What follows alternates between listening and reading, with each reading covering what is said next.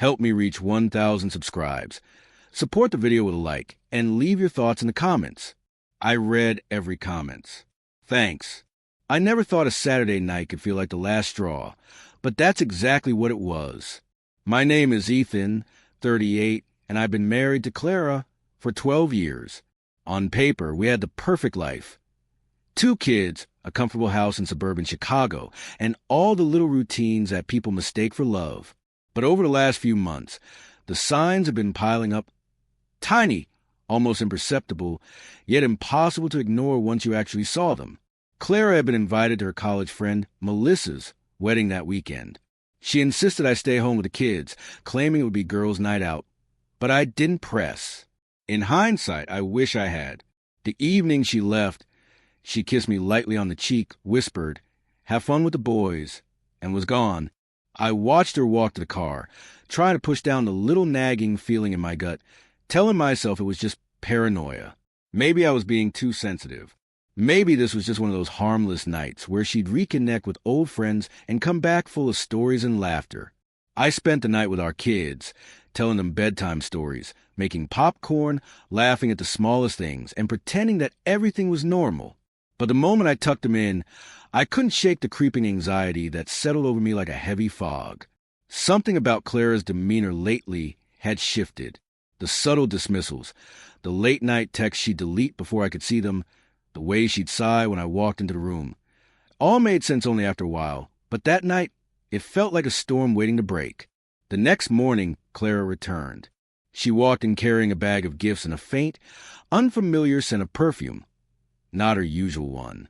She was smiling, talking about how wonderful the ceremony had been, how Melissa looked radiant, and how beautiful the venue was. I nodded, making small talk, trying to read her face for any trace of unease, any shadow of guilt. But she was perfectly composed, almost too composed. It wasn't until later that evening that the first warning sign I had ignored so many times before finally hit me.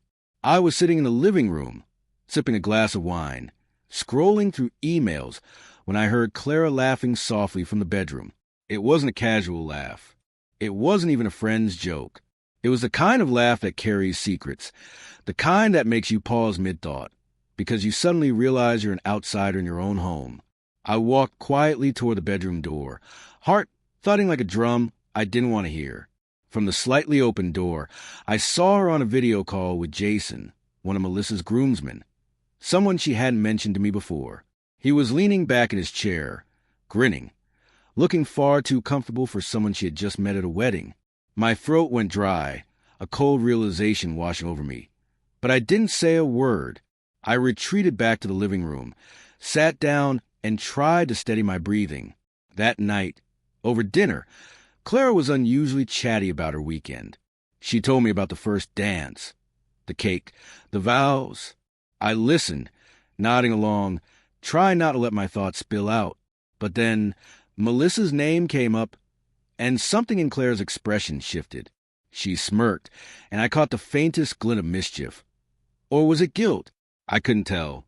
After the kids were asleep, I went to the kitchen to pour myself another glass of wine. Clara appeared a few seconds later, standing in the doorway. I could feel her eyes on me. She leaned casually against the frame and said, almost teasingly, "You know, you're lucky, Ethan.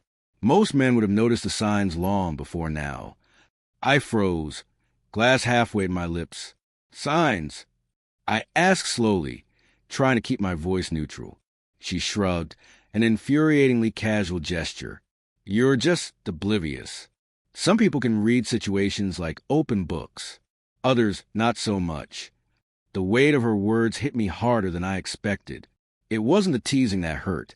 It was the truth hidden behind it. I realized that all the little things I had brushed off for months were signs, warnings I had chosen to ignore. And now, she was pointing them out, not with remorse, but almost like a badge of pride. I didn't say a word. I put my wine down, excused myself to bed, and stared at the ceiling, replaying every interaction from the last 6 months. Every late night she said she was at work. Every smile she forced when I tried to connect. Every text she deleted too quickly to see. They weren't coincidences. They were pieces of a puzzle I had refused complete. By the time morning came, a decision had settled in my chest like a stone I could no longer lift. I loved Clara once. I had loved the life we built together. But love wasn't supposed to feel like this. Love wasn't supposed to come with a gnawing sense of being an outsider in your own home. Love wasn't supposed to leave you staring at the ceiling, wondering how you had missed the truth for so long. That afternoon, I drafted the paperwork. I sat down at my desk and typed the first line of my petition for divorce. Each word felt like both a release and a weight. I wasn't angry, at least not yet. I was calm, clinical even. I had loved. I had waited. I had given everything I had to a woman who no longer wanted me in her life. And now, it was time to take the first step toward reclaiming it. By the time Clara returned that evening, laughing about another friend from the wedding, I had the papers ready. I knew this conversation would be the one that changed everything. Not with shouting, not with tears, just with the stark reality of truth finally catching up. And as she entered the living room, smiling and oblivious, I realized that sometimes the most devastating betrayal doesn't come with confession. It comes with a calm, quiet knowledge that someone you loved has been leaving you behind, one small laugh at a time. Clara didn't notice the papers on the desk.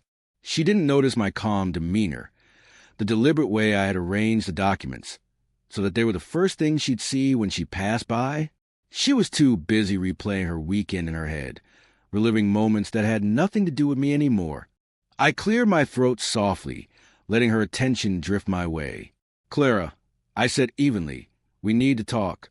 She smiled at me, casual, almost patronizing. "About what?" I gestured to the desk. "About this." Her smile faltered as she followed my hand, eyes landing on the divorce papers. For the first time in weeks, maybe months, I saw her pause.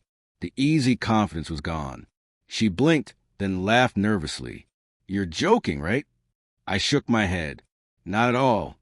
She walked closer, peering down at the papers. Her hand trembled slightly. "Ethan, this is... Her voice trailed off. I didn't finish her sentence. There was no need. The words she couldn't say were loud enough on their own. I took a deep breath. "I've tried, Clara.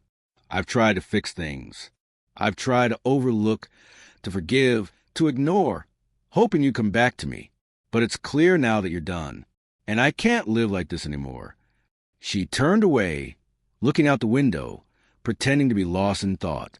"I didn't mean for it to happen like this," she muttered. I swallowed, keeping my voice even. "It doesn't matter what you meant. What matters is reality. You've moved on. You've stopped caring. And I've been holding on to something that's no longer there. So I'm letting go." Clara's hand shook as she reached for a chair, sitting down heavily. "You can't be serious. You're just reacting." I interrupted gently, but firmly. "No, I've never been more serious. You left me clues, Clara. You told me I was oblivious, that I didn't notice the signs. Well, I noticed, and I'm done ignoring them. This isn't a reaction. It's clarity." Her eyes finally met mine, wide, frightened. "Ethan, we can work this out. We can go to counseling, talk." I shook my head. "Counseling won't change that you've already made your choice. That night at Melissa's wedding wasn't the first, was it? It's just a night I realized it for sure. And I can't live in a marriage where I'm second to everything else." She leaned back, pressing her hands to her face. "I never meant to hurt you." I walked over, sat across from her, and spoke quietly, deliberately. "You already did. Not in a moment of anger or cheating. Not with shouting or slamming doors. You did it slowly, quietly, over months and years, leaving me invisible in my own home. That hurts more than anything else could." The house was silent, except for the ticking of the clock. Our kids were asleep, unaware of the storm brewing in the living room. Clara's face softened, and for a brief moment, I wondered if part of her still cared. But even as I thought it, I realized it didn't matter. Actions speak louder than regret. I handed her a copy of the paperwork. "Sign when you're ready," I said calmly, "or your lawyer can handle it. Either way, this is happening. You've chosen this path. I'm just walking it with clarity." She stared at the paper, lips trembling, eyes glistening. Finally, she whispered, I I didn't realize you felt this way. I didn't respond. My heart was heavy, but my mind was clear. I had loved this woman with everything I had, but love requires reciprocity. You can't pour years of your life into someone who has already stopped caring. And I couldn't keep pretending that her smiles were genuine or her laughter meant anything real. Over the next few days, the house changed. Clara spent more time with her friends. I spent more time focused on myself and the kids. Conversations that once felt endless and exhausting now felt straightforward, necessary, and efficient. There was no drama, no shouting, no humiliation, just the quiet clarity of a life being untangled from something that was never meant to last. Then came the first real test. Clara called her friend, Jason, the one from the wedding, right in front of me. I didn't react. I didn't interrupt. I just observed. Their conversation was light, flirtatious, and familiar. But for the first time, I didn't feel jealousy. I felt relief. Relief that I was no longer part of a story where I didn't belong. Relief that I had finally stopped trying to fix what was broken. By the end of the week, the papers were signed. Lawyers handled the final details. The house felt different, not empty, but honest. I wasn't a ghost here anymore. I wasn't someone pretending that love existed where it had long died. I was just me, reclaiming space and time that had been wasted trying to hold on to someone who had already moved on. Looking back, the wedding was a turning point, not because she cheated or lied, but because it stripped away all illusions. It showed me clearly that love without respect, attention, or care is just a habit, a routine, a life shared without presence. And that's when I realized something important. Sometimes the kindest act you can do for yourself is to walk away quietly, deliberately, and completely. Clara left for work one Monday morning, suitcase in hand. She paused at the door, glanced at me, and whispered, I didn't expect you to do this. I nodded, calm, collected. Neither did I said.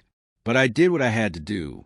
And for the first time in years, the air in that house felt lighter, free, honest. I had lost a wife. Yes, but I had found myself.